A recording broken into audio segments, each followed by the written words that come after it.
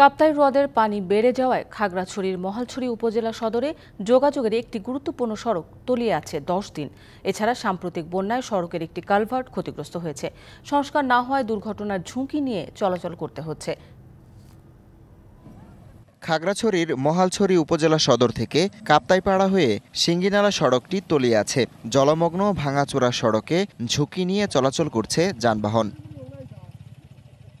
Mubachhari union থেকে মহালছড়ি উপজেলা সদরে যোগাযোগের একমাত্র সড়ক এটি। সম্প্রতি বন্যায় কাপ্তাইপাড়ার পাশের একটি কালভার্টের দুই পাশের মাটি ভেসে যায়। স্থানীয়রা বাঁশ ও কাঠ দিয়ে সাঁকো তৈরি করে চলাচলের উপযোগী করে তোলেন। কিন্তু কাপ্তাই হ্রদের পানির উচ্চতা বৃদ্ধি পাওয়ায় সড়কটির অন্তত 4টি স্থানে পানি উঠে যায়। বন্যার সময়ে প্রতি বছরে এই দুর্দশা হয়, দুর্ভোগ হয়।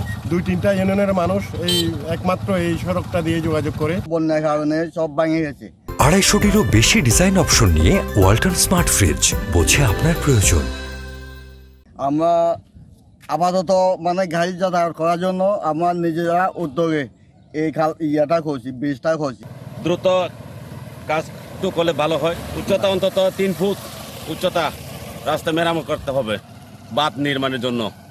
এলজিইডি জানিয়েছে, কালভার্ট ও রাস্তা সংস্কারের জন্য হ্রদের পানি নেমে যাওয়া পর্যন্ত অপেক্ষা করতে হবে।